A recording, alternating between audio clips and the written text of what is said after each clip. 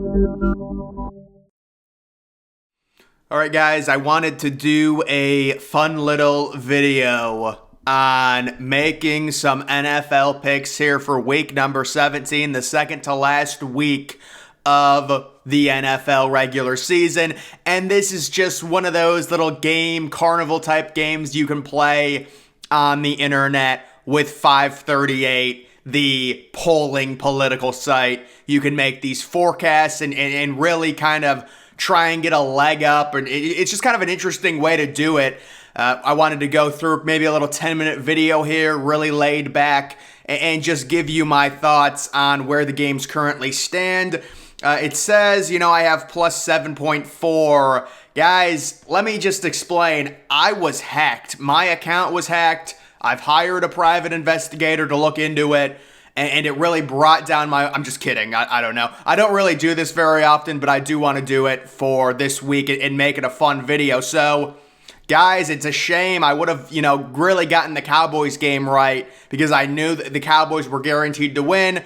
But you can see you move this little ticker and you gain points or lose points based off of how confident you are in a certain team. And the Falcons are at home against the Cardinals. And I have to pretty much agree with 538. I'm going to actually go 60% chance for the Falcons. You know what? I might do 65% chance. I feel like the Falcons, Desmond Ridder at home, they're going to want to play well. Drake London's going to have a big game. They're going to win this one, and you can see if the Cardinals win, I lose 17 points, but if the Falcons win, I gain 13 points, and I get a little leg up versus 538's forecast because they've got the Falcons at 56% chance. I think the Falcons should be around a 60. The Falcons, the Cardinals are a team that should be tanking. That's why they're starting Colt McCoy. They saw Trace McSorley almost win, and they're like, no, we got to try and make sure we get a top 5 pick. So very smart by them. But I will say the Falcons probably win this game. Right now, they're 3-point favorites. Next, we have the Panthers and the Bucks. And guys, I have a huge feeling that the Bucks win this game. I'm not going to kill it and make it 100%, but I'm going to go 80% chance for the Bucks. This is Sam Darnold's blow-up game. People keep forgetting. This is a game he throws 3 interceptions. Everything went right last week for the Panthers. All they did was run the ball, and it's just simply not going to be that easy against a good Bucks defensive front. I don't have a ton of faith in the Bucks offense, but you still do have Chris Godwin, Mike Evans. There's enough there. You get a few short fields off of Sam Darnold turnovers. I like the Buccaneers to really win this game and bust a lot of trends because right now the Buccaneers against the spread, they're horrible. They're like 2-13. The Panthers have been playing a lot better. Of course, that game last week, and now, the Panthers actually might win the division. I don't see it happening. I think the Bucks win this game easily at home. Next, we have the Bears and the Lions. So I'm going to agree with 538 here. I think there's an outside chance the Bears could win, but there has to be a big motivation for Chicago really to not play Chase Claypool or any of the receivers that might be injured because you want to lock up that number 2 overall pick. And the Bears also have an outside chance at the number 1 overall pick if Houston ruins their tank and they actually win a game. So I think the Lions are a team. It's not a great matchup for them. They just gave up like 700 rushing yards, and now you face Justin Fields, but there's no help for Justin Fields on the offensive side of the ball without Mooney, possibly Claypool, along with another receiver. So I think the Lions, they're a good enough team at home. Jared Goff in dome games, 25-13 against the spread. The Lions offense plays a lot better at home. This is a DeAndre Swift game. I think DeAndre Swift gets 30 fantasy points and possibly a receiving touchdown and a rushing touchdown with Jamal Williams out or maybe out in that game. I don't know. Next, we have the Browns and the Commanders. And you know what, guys? I'm leaving it at 50-50 because I predicted that this game would end in a tie. So I think, listen, I should get points if this game ends in a tie because I'm literally picking it to end in a tie. I'm saying it's 50-50, but they're saying I don't get any points. That's ridiculous. If I correctly predict a tie, I don't get any points from correctly predicting that when there's only 2 or 3 ties a year? That's just ridiculous. But guys, I'm seriously thinking I'm getting a vibe I don't know why they don't have the name Commanders there. I guess it was during the previous era or something with the Redskins, but it just says Washington. But guys, the Commanders switching to Carson Wentz, it's whatever. The Browns, everyone's down on Deshaun Watson. They'll play well enough to keep this game close. It'll be 20-20. It'll go to overtime. They'll miss some field goals, and it'll end in a tie. The Commanders battling for a playoff spot right there. You have the Broncos at the Chiefs, and certainly, guys, it's not even close. It's 100% to the Chiefs.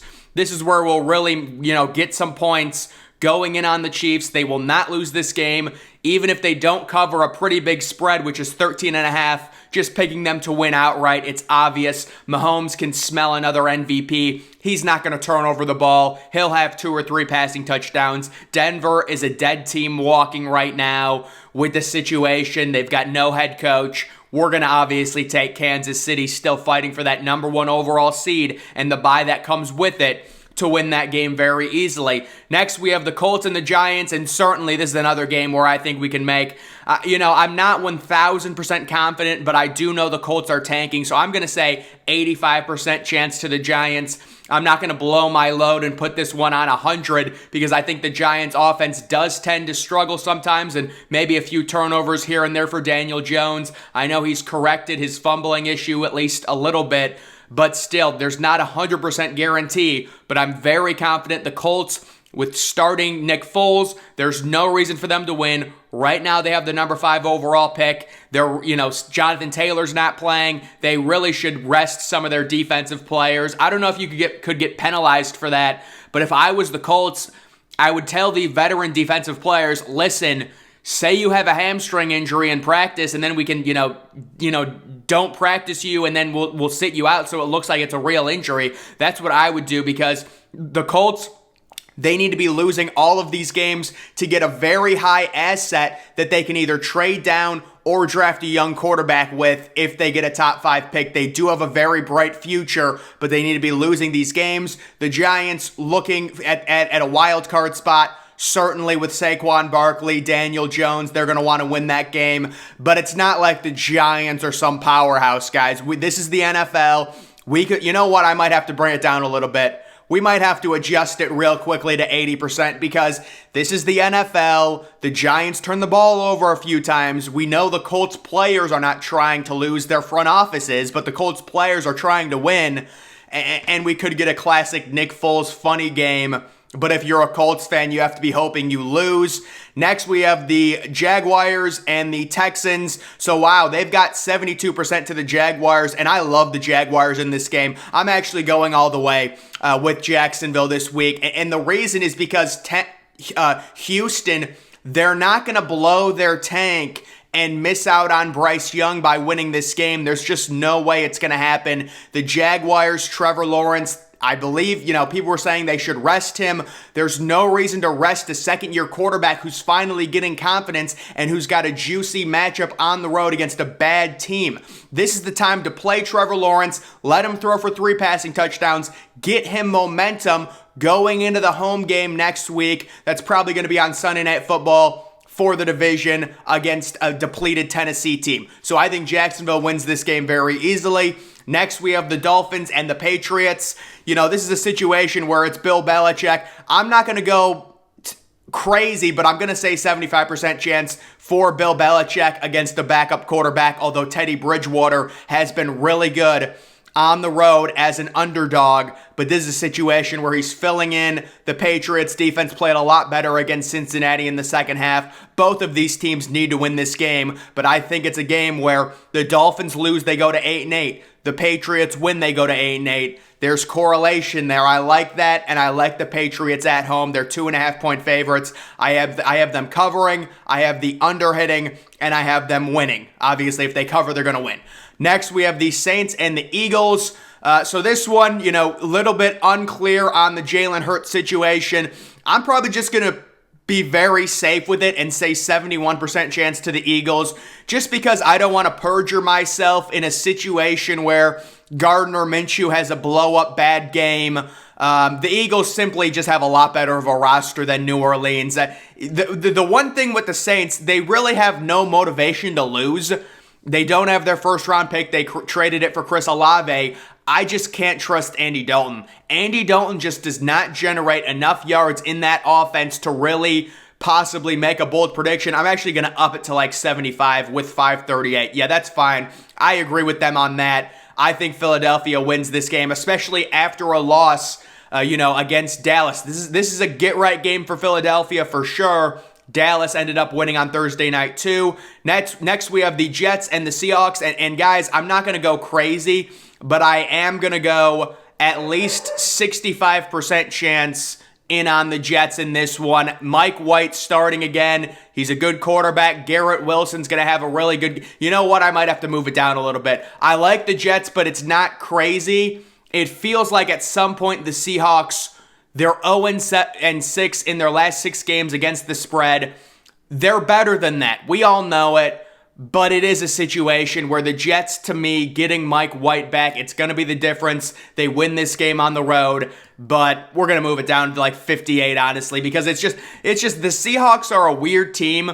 When you expect them to lose, that's when they've been playing well, at least at the beginning of the season. Now it's a little bit different, but they should also possibly be getting Tyler Lockett back, which would be really big for their offense. You've got a young rookie, promising rookie running back in Kenneth Walker. So I like the Jets overall just because they've been so good this year. These two teams are very similar. They're good, but they shouldn't be good. Like, I thought the Seahawks would be a 4-win team this season, and they've been a lot better. I thought the Jets would be a 5-win team. They've been a lot better. That should be a good matchup. Next, we have the 49ers and the Raiders, and obviously, unfortunately, the situation with Derek Carr, whatever is happening, he took himself away from the team.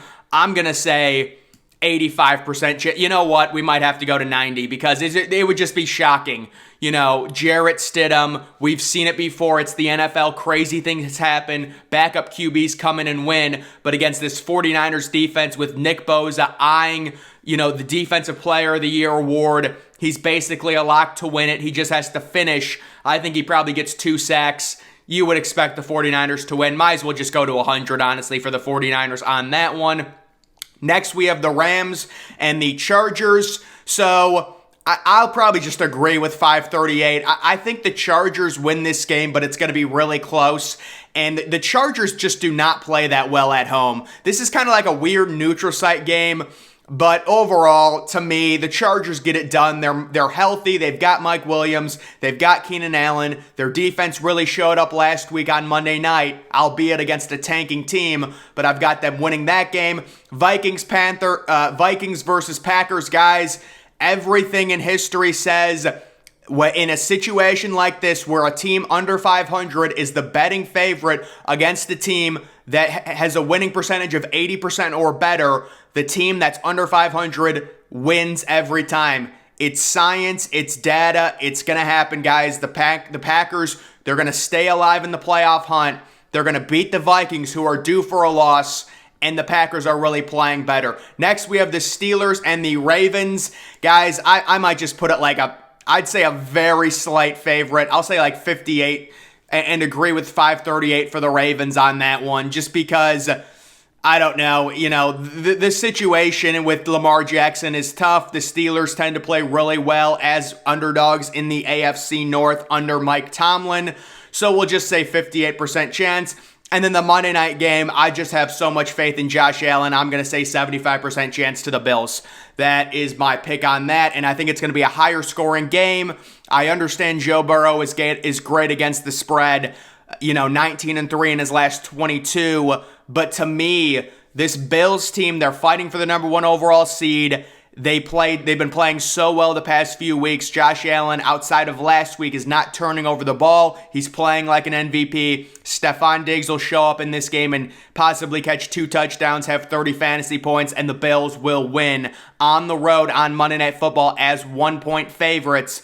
But that's just some interesting. Just wanted to do another video on predictions based off of kind of the news we have and everything like that. Just fun little thing there. So guys, that's going to do it for this video. Make sure you're following me on Twitter. Link to that's always in the description.